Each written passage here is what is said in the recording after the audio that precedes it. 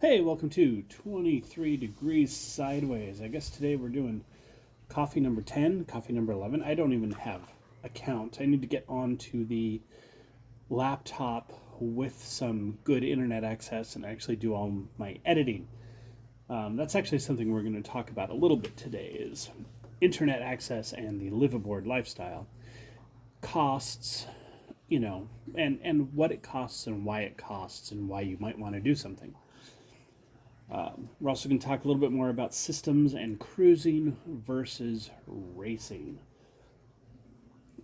So I've talked a lot about if you're going to stay in one place as a liveaboard, things that you might be able to deal with or things that you might want to consider. Things like if you're not going to move for years, and you know you're not going to move for years, then some stuff that you might want to consider selling and purchasing new stuff as you get ready to move. And that can include sales. Sales don't go bad in storage necessarily, but if you leave your lines up and they get moldy and they grow lichen and stuff, you've just lost value.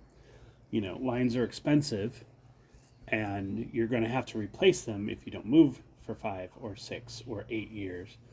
So maybe selling them used, helping somebody else with their expense, and then purchasing the stuff you need slowly as you get closer to the idea of going. You don't need sails to motor around a sailboat. And if you don't have a reliable motor, you're not going cruising. So why don't you cruise under motor just locally, just your little stuff, like leave the marina and go dink around in green water, shallow water, smooth water, skinny water. There's all sorts of ways to say it for a little bit while you build up your stuff.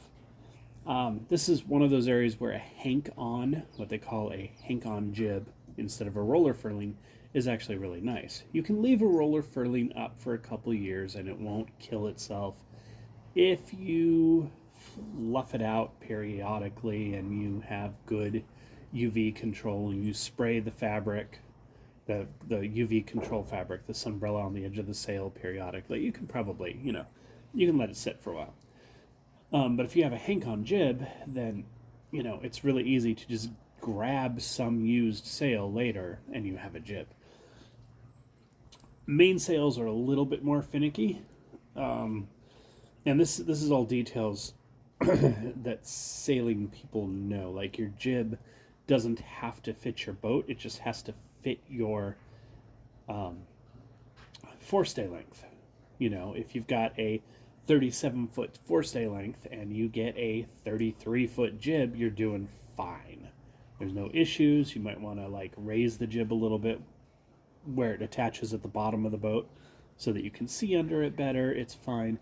The length of the jib, how far back it comes, that's a big deal. And most people now, because of the influence of racers, they have the jib come way back past the mast, like 150%, and that's to improve your racing ability in light winds.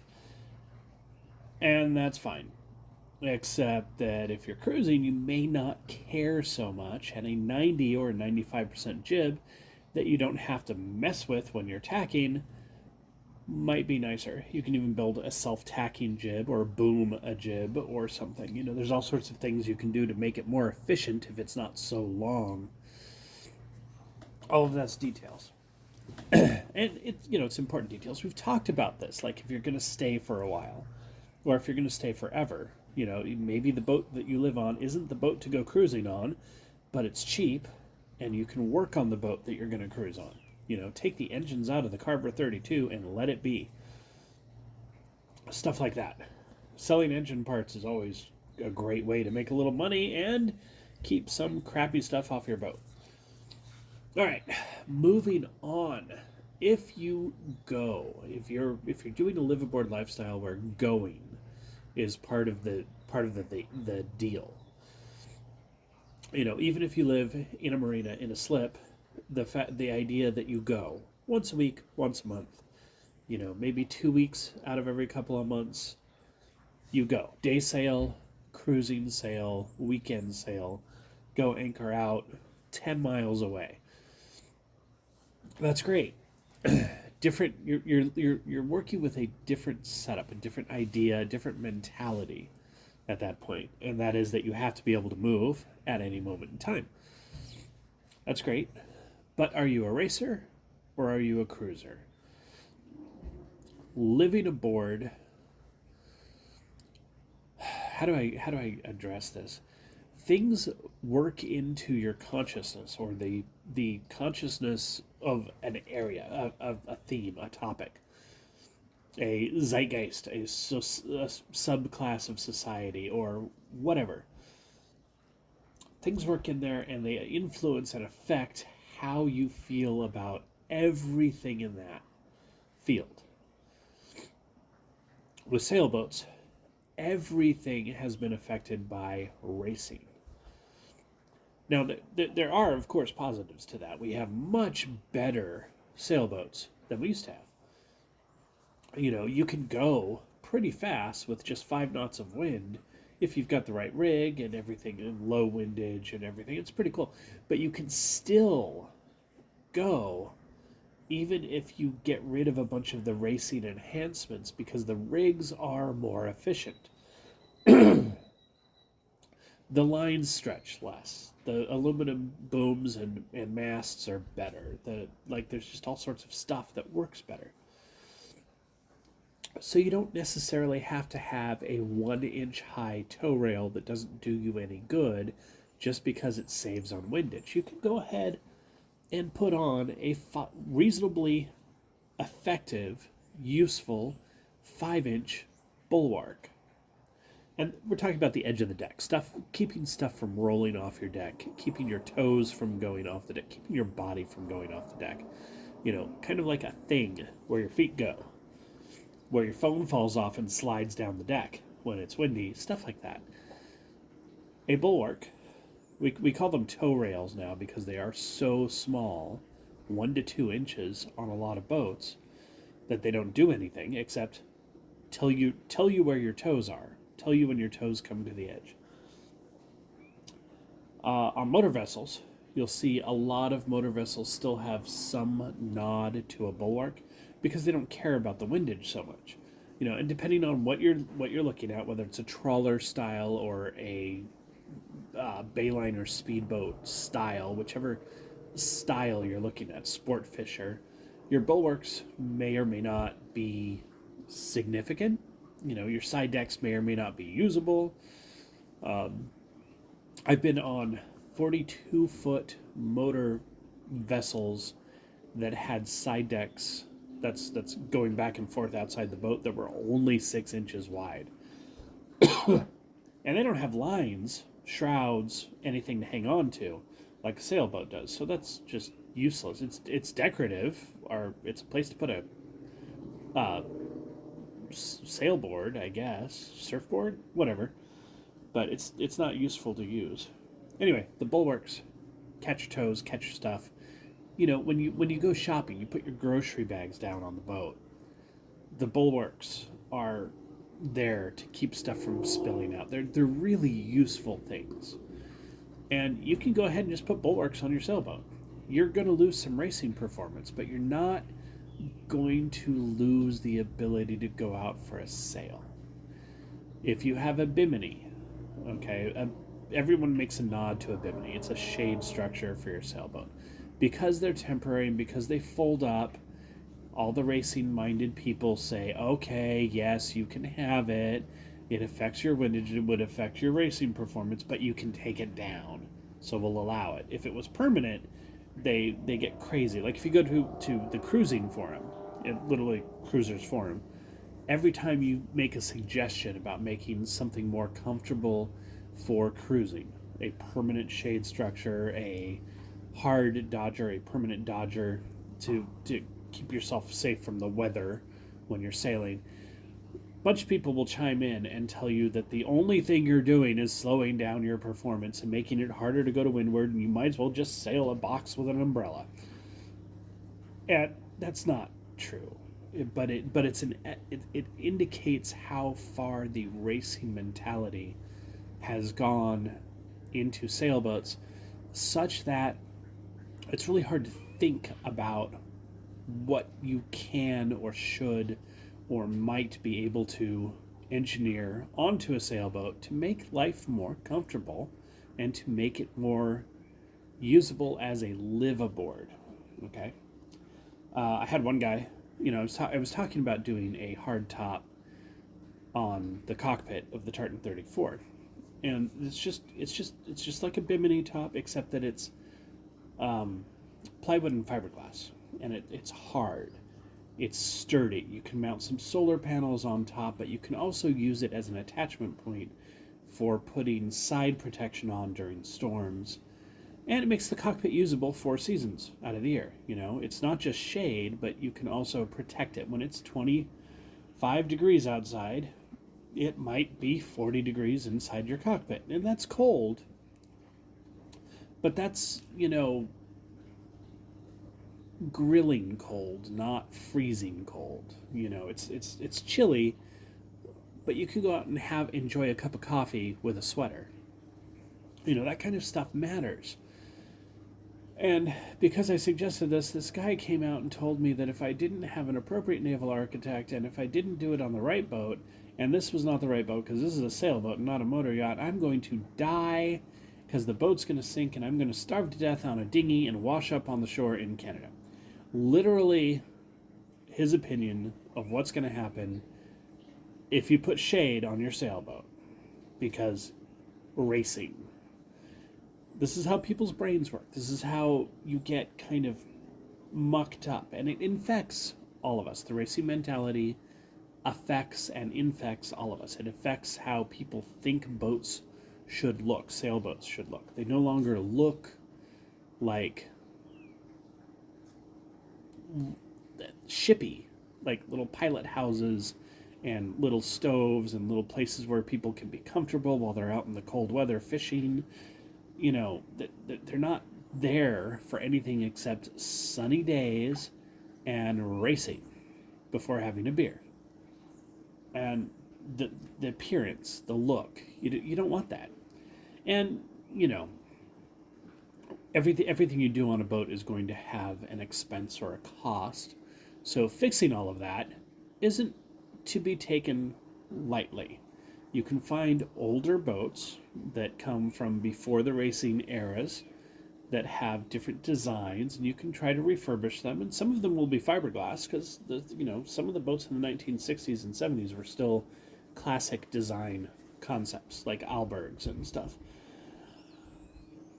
But there's no reason you can't just add to your boat. People are modifying boats all the time. It gets easier all the time. It's not necessarily cheap, but there's a lot of fairly simple ways to do it. A lot of stuff that you can do now that's just easy. Material science has come a long way. And, once you get past the everything must be teak, and you go with some of the farmed, recyclable, green, environmentally friendly tropical hardwoods like Ipe, Ipe, you can put bulwarks on the side of your boat, and all you really have to do is figure out the drilling and the gluing and the butyl rubber sealant, preventing leaks. And it doesn't cost that much. It's going to cost a couple $100. It's just, the wood isn't cheap. It's not pine. You could use pine. Who cares? Use pine. It may not last as long. It may not be as hard, but, it's a soft wood. It takes fastenings. Use it. You use poplar. Whatever. But, it's doable. It's a doable thing. And you can coat it with the oils, and it'll last. Great. Bulwarks are actually a pretty big deal. The reason I'm talking about bulwarks is because they are, in fact, a big deal. They do add a lot to the safety and usability of your boat, and they're one of the first things that went away with racing, even before the lifelines came back on. See, bulwarks used to be as high as your lifelines, which is ridiculous when you look at a 30-foot boat now. Lifelines are another thing. If you have good bulwarks, then you can bring your lifelines out to the bulwarks and recover your deck space. Deck space is living space, is storage space, and that's a big deal on a liveaboard. So this racing mentality comes in. And, sailing can be difficult. and uncomfortable. It can, it can be a little scary, even for good experienced sailors. When you get out there and it's your home, things feel a little different. So having the biggest possible sail to make the most possible speed at the absolute edge of what the weather allows can lead to problems. People die from running too much sail in bad conditions in races every single year. It's not always as bad as the one famous race, America's Cup race, where like a bunch of people died because no one would listen to the weather warnings because it's a race. You don't have to have a 150% Genoa. That's big, huge jib sail that covers half of your boat. You don't have to have that. It's great for light airs, but you have to put it on and take it off, or have it be your permanent thing on the roller furling or whatever it is. And okay, it's there. It's great when you need it, but when you need it, you can still go slower with a smaller jib. You're not going to just not move. And if you're not day sailing, it might be more important to you to just chill than it is to go fast, relatively speaking.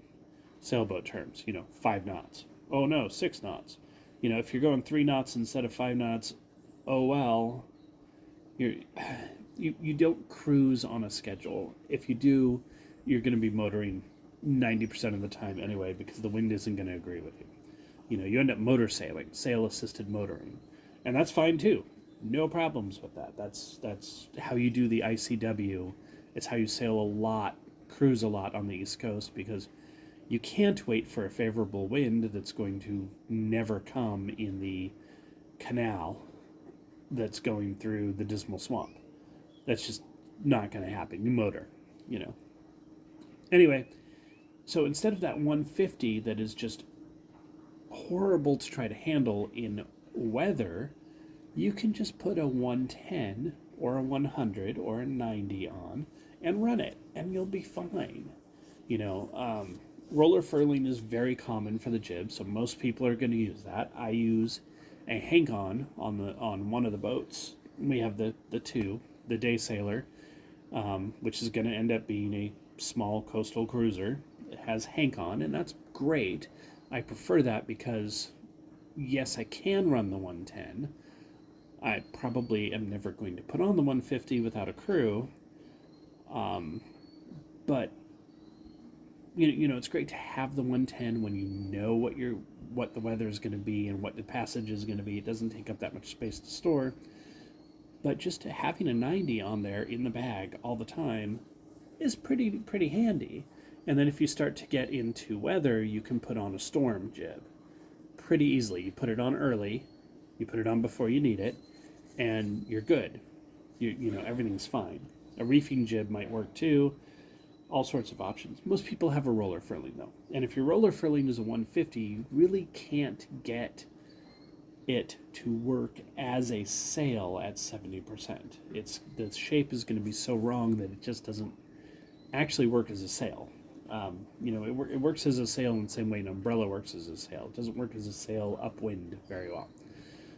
So maybe if you're going to do a roller, your roller should be a 110 or even a 100, because you can get a little bit smaller. If your roller furling is 100, you can go down to 70, and it's still going to have sail shape. You're not cutting it in half and making everything super baggy. 80 is probably better, but it's also it's a little bit smaller, and you can do. You're going to go slower, but you can do more with it. And this is the racing versus cruising thing again. Cruising is about comfort, safety, and living on the boat. I'm talking about liveaboard cruising, not passage making. And so, make some considerations. Smaller sails, more reef points on your mainsail. Depending on who you are, you could even go with a smaller cut down mainsail at first. If you're just never going to be comfortable with the size of your boat and the size of the sail for the first couple of years, it's okay. Sails are fungible. You're going to have to replace them. They do wear out. They do get torn. Stuff happens. Anchor gear, how you stow your anchor gear, everything's rigged up as a racer, so there's not enough anchor stuff up front in the boat.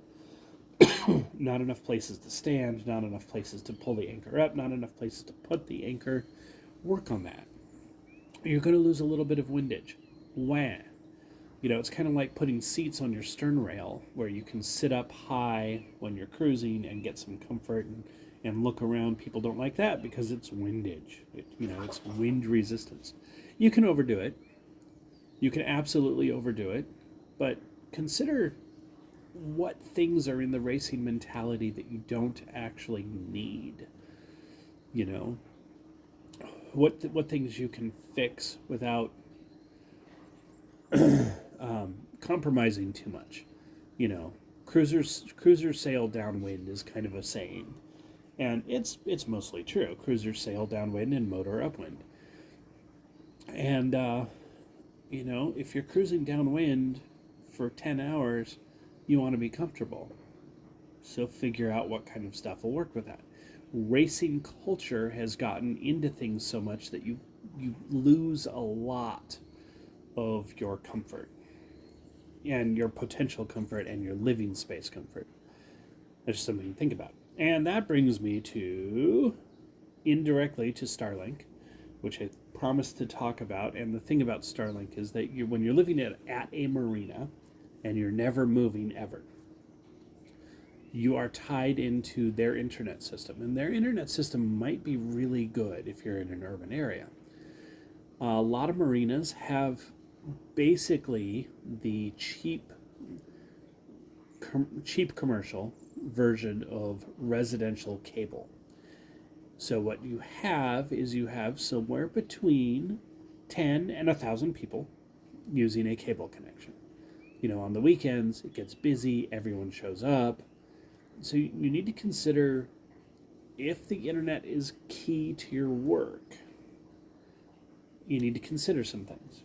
Right now, I'm stuck doing cell phone videos, loading them up through the cell phone because the internet is so bad and so slow in the marina because it's so oversubscribed that it's very difficult to do it. It's difficult to edit a video on a laptop. It's difficult to edit the description on a laptop.